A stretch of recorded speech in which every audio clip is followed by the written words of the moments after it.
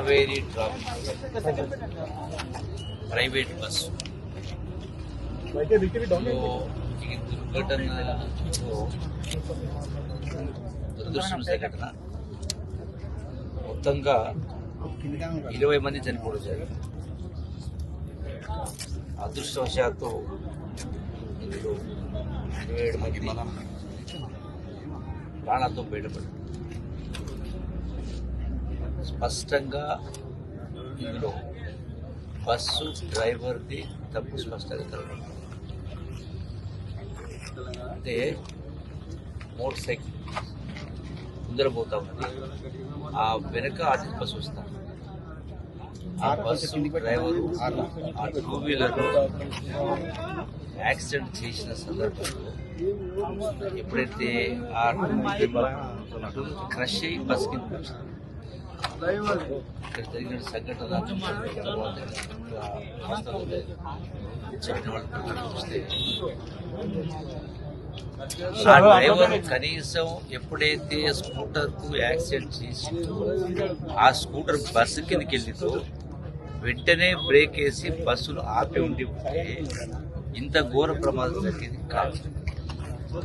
100-200 metre అట్లే బస్సును లాక్కెళ్తారు scooter. So దాని మూలంగా బస్సుకున్నటువంటి డీజిల్ ట్యాంకు బర్స్ట్ అయ్యి బ్రేక్ అయ్యి ఆ ఇగ్నిషన్ వల్ల మంటలు చెలరేగినాయి. ఆ మంటలు చెలరేగడంతో అది ముందర కూర్చున్నటువంటి వాళ్ళకు అవకాశం రాలే, వాళ్ళు బయటికి రాలేకపోయారు. వెనుక ఉన్న వాళ్ళు ఎవరో మహానుభావుడు ఆ అద్దాలు వెనుక బ్యాక్ సైడ్ పగలగొట్టిన కాడ దానిలో నుంచి ఈ మిగిలినటువంటి 27 మంది బయటపడగలిగింది. 100% ఆ యొక్క ట్రావెల్స్ బస్సు డ్రైవర్ యొక్క నిర్వాహకం వల్ల ఘోర తప్పిద కారణంగా ఇంతమంది ప్రాణాలు బలించడం జరిగింది. చాలా దురదృష్టకర సంఘటన. అయితే మనిషి ప్రాణం పోతే రాదు, మనిషి ప్రాణాలకు విలువ కట్టలేదు. అది కూడా పేదవాళ్ళు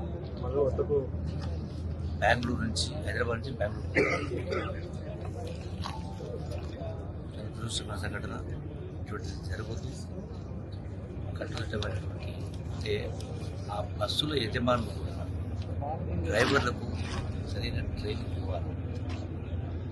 వాళ్లకు ఆ స్పృహ లేని కారణం ఇప్పుడైతే స్పష్టంగా కనబడతావు యాక్సిడెంట్ కాగానే అట్లీస్ట్ అసలు ఆ స్కూటర్ను కుదరడమే తప్పు. దానితో మళ్ళీ 2 ముందు తీసుకెళ్ళారు.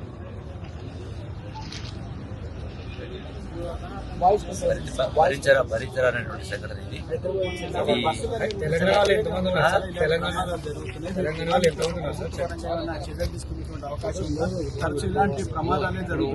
ఇప్పుడు ఈ ప్రమాదం గురించి ఆలోచించినప్పుడు ఈ ప్రైవేట్ బస్సు డ్రైవరు చేసినటువంటి తప్పిదం వల్ల ముందర స్కూటర్ పోతా ఉన్నప్పుడు సైడ్ నుంచి పోవాలి, స్లోగా పోవాలి. అదే స్పీడ్తో కంటిన్యూ డ్రైవర్ తప్పిదం. రూల్స్ వల్ల కాదు, ఇంకోటి వల్ల కాదు. డ్రైవర్ తప్పిదం జరిగింది. అంటే డ్రైవర్ ఆ బస్సు బాధ్యత వహించాలి. ఇటువంటి వాళ్ళకు అవసరమైనటువంటి ఖర్చు చేయాలి. సో ప్రభుత్వ పరంగా ఎన్ని చర్యలు తీసుకొని చేస్తాం.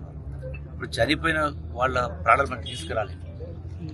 రాష్ట్ర ప్రభుత్వము గౌరవ ముఖ్యమంత్రి రేవంత్ రెడ్డి గారు ఈ చనిపోయిన కుటుంబాలకు 5 లక్షల రూపాయలు, చనిపోయిన వాళ్ళకు 2 లక్షల రూపాయలు, ఎవరికైతే గాయాలైనయో హాస్పిటల్ ఉన్నారో ఆ గాయాలైన వాళ్ళకు 2 లక్షల రూపాయల చొప్పున రిలీఫ్ అనేది కొంత కూడా జరిగింది. కానీ దీంతో మనం ప్రాణాలు తేలేదు. సో ప్రభుత్వ పరంగా ఒక చిరు ప్రయత్నం, ఆదుకునే ప్రయత్నం చేయడం జరిగింది. ఇటువంటి దుర్ఘటన జరగకూడదు. దీనికి ప్రభుత్వాలు చేసే కార్యక్రమాలు ప్రభుత్వాలు చేస్తూ ఉన్నాయి.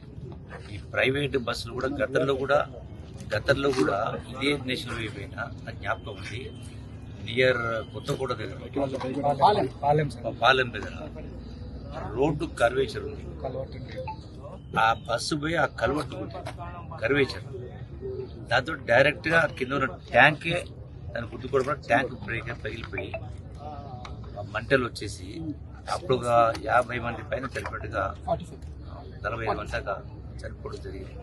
అంటే నిర్లక్ష్యం, ఇది డ్రైవర్ల నిర్లక్ష్యం కారణంగానే ఇటువంటి ప్రమాదాలు జరుగుతూ ఉన్నాయి. సో వీటిపైన